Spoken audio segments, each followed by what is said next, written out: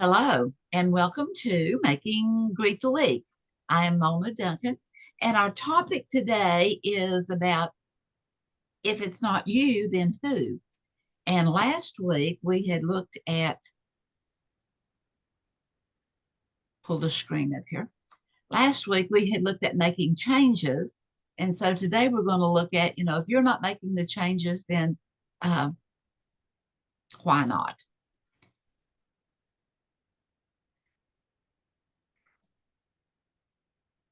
There we go. So if not you, then who? Because all of our changing, all of our doing, all of our everything is really is internal, whether we are aware of it or not. And then we have more choices available to us than sometimes we are aware of. So if not you, then who? Thing of it is that there's no magic tomorrow, even though we have a tendency quite frequently of putting off, well, tomorrow, do it tomorrow, do it tomorrow, do it tomorrow.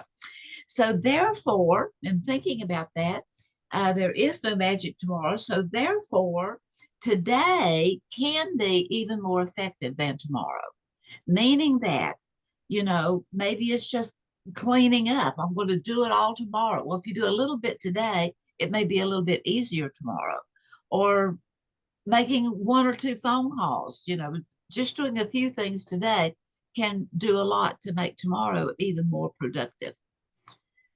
So, and then, what is it that we're wanting to do? What about our actions?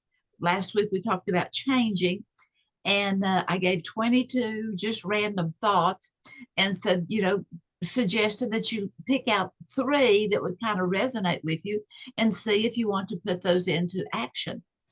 And so, and into attitudes. And what about our health? Is it our wealth? Is it neatness? Honesty? Is it being kind? Is it being authoritative? As I begin to look at all these words coming in, as what are we trying to change? Um, it's not just one thing usually, as in, if someone wants to lose weight or gain weight or be healthier, it is not just one thing that you choose to do that's going to be the end all for the accomplishment. So, and then hand in hand with today being Dr. Martin Luther King Day, uh, I was reading in this morning's paper that in 1963, after it was, the riots and the discussions and everything had gone on for quite some time. And on this one particular morning, the school children were being normally, as they were trying to go into the schools to be taught, the firefighters were there and they would spray them down, and it would be very difficult for them to go into the school and all that. And on this one particular morning, for some reason, the firefighters or the firemen did not turn their water on the children as they walked into the schoolhouse. And in the paper this morning, it noted that that was the beginning of the change, the beginning of the change, that someone had enough courage to step up, either to not turn their fire hose on or to step up and say, let's not do that today. And it was a beginning for the calming down of. So in 1963, that particular time, Dr. King spent Easter weekend behind bars, and he wrote the letter to a Birmingham jail. And this is one of the things that he said in the letter. We are caught in an inescapable network of mutuality, tied in a single garment of destiny. Whatever affects one directly affects all indirectly. And that is so very, very true. And there was another quote there that was in keeping with that I wanted to share with you. It says, love your enemies. And this is good no matter what day that we talk about. Love those people that you're really kind of disgruntled with. Love your enemies. It is this, that love has within it a redemptive power. And there is a power there that eventually transforms individuals, even those that can be the most. Anyway, just keep being friendly to that person.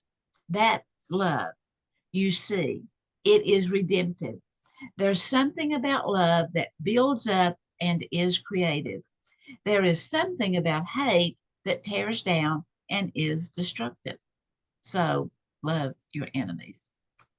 And I thought that just kind of went hand in hand with changing, making change. And sometimes we really get frustrated with ourselves because the change is not as quick in coming. And maybe it has to do with the amount of love that we have, not only for others and for things, but also for self.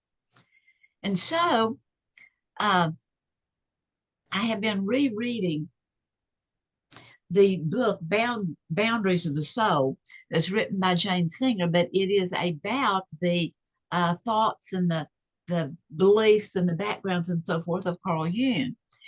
And Carl Jung says that we are, or looks at, I have a tendency to look at things as being in bookends. You know, this is one bookend and this is one bookend. And maybe the more we can come to the middle, we can kind of see the ins and the outs of both of those. You know, one being maybe the more pleasant, one being the less pleasant. So, anyway, according to Carl Jung, we are polar opposites on a single axis. And each aspect of this holds sway over our functioning. Well, then I got to thinking about more, and that uh, I have heard, or I have read, or been somehow accumulated into me that there are only two true emotions that we as human beings have.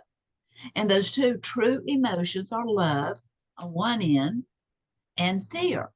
Well, it goes back up there. You know, I was really thinking about that. Well, if that polar opposite on a single axis. So love and fear, to me, those aren't polar. I usually think of fear and of love and hate as being the polar opposites. Or I think of fear and bravery or heroics as being the opposites, one being positive, one being negative. But if it really is true that love and fear are the only two true emotions, it is the fear that often keeps us from loving. And it also is the loving that helps us to overcome the fear of maybe loving others and working with others and so forth. And then that brings us into the saying by Dr. William Glasser of reality therapy and choice theory, and talking about the ultimate question of life. And that is to continually, if we're on these polar opposites with a single axis, is to continually ask ourselves, is what I am doing or saying or about to do or about to say, or I want to do or I want to say, is it going to draw us closer together or is it going to drive us further apart? And so, if we want to go with the two true emotions of love and fear, don't be afraid to step up and love your enemy. Only don't let it be the enemy. Don't ever see anyone as an enemy. You know, we can be in self-evaluating. We can learn to evaluate things without being so condemning of them. That it was something that is not all that pleasant. Okay. So just looking here at the human condition. The human condition has a tendency to put off until tomorrow. You know, oh, I'll do it tomorrow. I'll do it tomorrow. I'll do it tomorrow in the changes or whatever. But what happens is it deeply ingrains within us the off put. You know, I'm going to do that. Tomorrow I'm going on the diet. Tomorrow I'm going to not fuss at anyone. Tomorrow I'm going to be more friendly. But only what it does is it deeply ingrains what we are trying to put off. So even though difficult, a little love today makes tomorrow a tad easier. A little oil today, a little bit today of washing up what needs to be washed up, a little bit today of kindness, of, you know, makes that tad tomorrow a little bit easier. And then also live one day at a time, one day at a time. You know, we're living today. We may can do something that will benefit tomorrow. And also live 1 minute at a time. It has what goes back to that initial thing at the very beginning here. Is it the attitude? It's our actions. Is it our tone of voice? So live that 1 minute at a time. And when a flub does occur, go ahead and correct it now. Correct it today. Don't put it off until tomorrow. You can restart anytime during the day.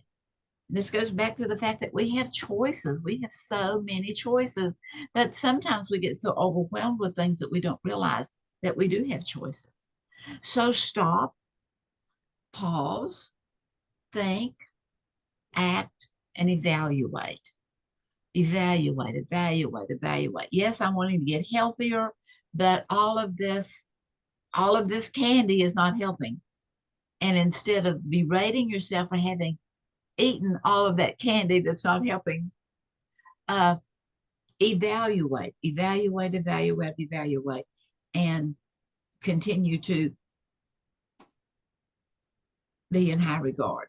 And then realizing that each breath, and we have them, we're constantly breathing in, breathing out, even when we're not aware of it. And each breath is a new beginning. So take it. Take it as a new beginning. Oh, I said something I regret saying. Rebreathe, rethink, resay, see what else can be done. So, in making the changes and in being honest with the changes that we want to make, we need to take personal responsibility over blame, over blaming others, over accusing ourselves. I mean, we may be really righteous in placing a blame against us, but let's handle it with love. When we see ourselves as the problem, then we have something that we can work on. And so reminded me of a couple in particular that I had that I was working with. And he was deeply flawed. Well, she pronounced him as being stubbornness personified. He was deeply flawed. He would not listen to anything. And his retort was that she was deeply flawed. And that part of that deeply flawedness was that she was weak-willed, wouldn't speak up, and she was hypersensitive, always just falling down into tears and everything. So both of them, their projection was, well, I can't help it. I can't help it. That's just the way I am. Well, I was the helper, or at least I intended to be the helper, and in time it did help. And so, but I always like to start with the one, if there's this discord going on here, I like to start with the one that is the deepest complainer, the one that has the most grievances to bear, or to discuss, or to blame. So I said to her, are you telling me that you honestly believe that your husband could be less stubborn? Are you honestly telling me that you really believe that your husband could choose to listen to what you are suggesting? And she was, oh, yes. And I said, well, I think you're right. I do think he could probably be a little less stubborn, and that he could be more engaged in what you would like to suggest. I also believe, are you telling me that you could be a little less weak-willed? Could you speak up? Could you be a little less hypersensitive? Could you turn the tears off? And it's all about honest choices. It's all about self-evaluating. Am I contributing to the problem? What I'm doing, what I'm saying, is it contributing to it? Is it continuing to tear down? Is it continuing me not to change, the relationship not to change, the physicality to not change? We need to get honest. because we change ourselves. And then as we go back with those two polar opposites that are different from, then we can have compassion for the other and begin to realize that we cannot change anyone else, but we can have an influence over them. And in the process, we can have much more of an influence over ourselves. So here are just some self-evaluation questions to ask yourself. Do you have any known flaws? You know, sometimes we can really put those blinders on and lie to ourselves. Are you willing to be responsible for your actions and your attitudes? That's a biggie. That's a biggie for the change that I want to be within myself from here, you know, just for today and tomorrow. Is your word your bond? And if not, why not? What are you powerless over? Really? Are you really powerless over the yelling, the berating, the blaming? Are you really powerless over the eating, the sleeping, the TVing, the things that are not contributing? Each person has a conscience. And that conscience, the answers are within. Thing of it is we don't often take the time to really listen to it. So what is your plan for discovering an answer or two? Because the answers are within. They're within. They are within. And in what ways are you justifying your actions? I can't help it. Have you ever tried to help it? I'm fearful. Have you ever tried to love and fear, to be more loving, to be less fearful? And what will be the benefits of your changes or your change? Maybe it can be just one change that can seem like a plethora of changes that are taking place, but it was one major one. And what will be the benefits of it? So, think you can do it? Well, I think you can.